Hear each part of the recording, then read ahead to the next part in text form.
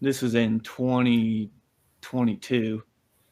We had been hunting an area with the bow, and it's like a big piece. It's a big ridge that runs way out, and there's like two really big ridges that run down into this bottom, and it's like all river bottom, bunch of CRP and willows and stuff. And as we were going into that piece, we kept running into fresh scrapes, like really fresh scrapes, and we're not that far from the car at all. And I was looking at the weather for that week and for like the next few days, and the wind was all going to be in our face where we could get in there from that ridge without blowing it back into where we thought the deer were bedded. And the whole time, like where those ridges were coming down into the bottom, we kind of figured that's probably where the bucks were going to be. But instead of just diving right into that spot, we kept hunting back up closer to the road because we'd run into fresh scrapes. And then, one day we'd go in, climb a tree because there was a fresh scrape there. And we're still a good, I don't know, half a mile from where we think they're bedding at. And we'd hunt there and we wouldn't see anything, or we might see a doe or two or something. And so we just kept kind of picking away at it for 2 or 3 days.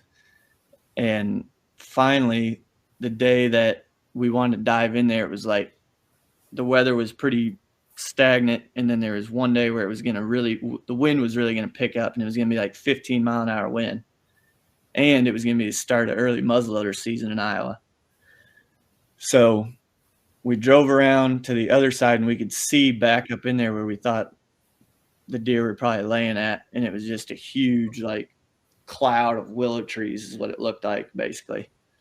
And me and Keith were like, we got to just try and dive into that spot and just get in there. So we go in the same way we'd been going in, and we're walking past a bunch of scrapes. And then we start running into a bunch of does. And like every time we're running into these does, I'm just like, I'm thinking, oh, shoot, did I just bump a buck? But then it would be a doe that would run off. And I'd be like, all right. And we're still up in the woods where we'd been hunting.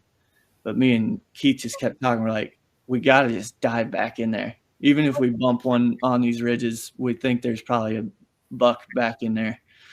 So that's what we did. We just kept going, walking past these fresh scrapes, walking past does that were bumping off.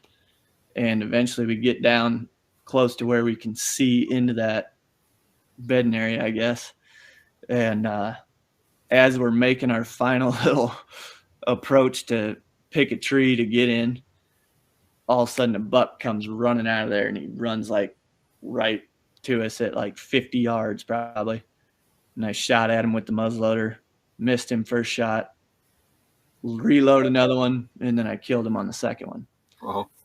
But that was one to me that just really helped me understand, like, sometimes you have to walk past a lot of really fresh sign to get where they're actually moving at in daylight. And like I'm bumping a bunch of does, and that was making me nervous. But then at the end of the day, you just had to get all the way in there to where they were moving around at in daylight, I guess.